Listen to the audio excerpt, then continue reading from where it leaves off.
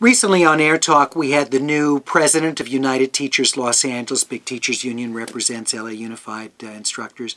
Warren Fletcher came on the program. It's a great opportunity to really get to know each other better on the air. I'd never met him, and he'd been listening to the program for years, which was very, very nice to hear.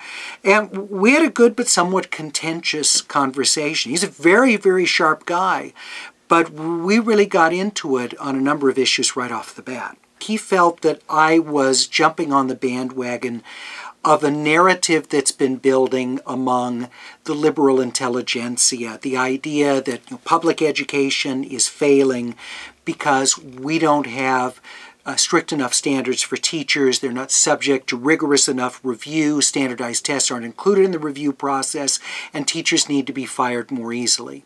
So Warren Fletcher's argument was sort of, I drunk the Kool-Aid on that, and that my questions that I was asking him came out of that kind of a worldview, which is inaccurate to begin with because it doesn't accurately assess what's really going on with teachers. Fletcher made an interesting point, which I'd not heard before, which I think is a legitimate one to debate and we need to get into more. His point is, because the subjective review of teachers is so minimal, then and because there's so little to differentiate one teacher from another in the subjective review, that then the test scores are going to become everything. That's going to be the decider. Even if you only say that the test scores account for 25% of a teacher's evaluation, it's going to become everything because that's the only thing that's going to be different from teacher to teacher.